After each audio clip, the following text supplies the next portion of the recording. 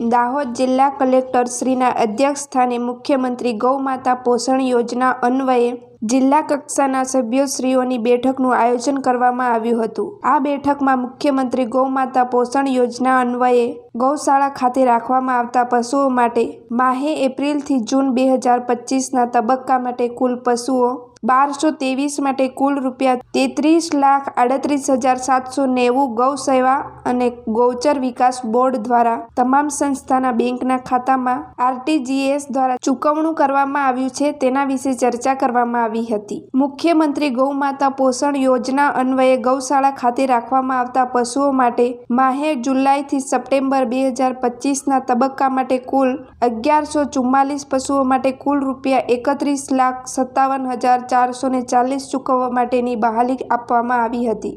દાહોદ અનાજ મહાજન ગૌશાળા દાહોદ માટે 9,49,440 ફાળવવામાં આવ્યા છે, જેમાં બીજી છે શ્રી સુરભી સેવા ટ્રસ્ટ દાહોદ, તેના માટે 5,05,080 ફાળવવામાં આવ્યા છે। ત્રીજા નંબરની છે શ્રી કામધેનુ ગૌ સેવા ટ્રસ્ટ દે બારિયા, તેના માટે 3,83,640 ફાળવવામાં આવ્યા છે।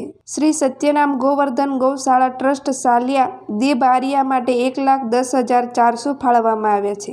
શ્રી ગોકુલેશ ગૌશાળા ટ્રસ્ટ દે બારિયા માટે 1,13,160 ફાળવવામાં આવ્યા છે। શ્રી બાલ ગોપાલ ગૌશાળા ટ્રસ્ટ જાલોદ માટે 1,24,200 ફાળવવામાં આવ્યા છે। શ્રી યતીન્દ્ર જયંત જૈન સાર્વજનિક ગૌશાળા જાલોદ માટે 2,92,560 ફાળવવામાં આવ્યા છે। માલધારી ઉદ્યાન ટ્રસ્ટ જાલોદ માટે 2,98,080 રૂપિયા ફાળવવામાં આવ્યા છે। આદર્શ foundation and charitable trust Fatepura માટે 2,31,840 ફાળવવામાં આવ્યા છે। બ્રહ્મલીન બાપુ નરસિંહ સેવાનંદ ચેરિટેબલ ટ્રસ્ટ લીમખેડા માટે 1,49,040 ફાળવવામાં આવ્યા છે। આ સંસ્થાઓને માહે જુલાઈથી સપ્ટેમ્બર 2025 માટે ચૂકવવાની થતી સહાયની રકમ કુલ ₹31,57,440 છે।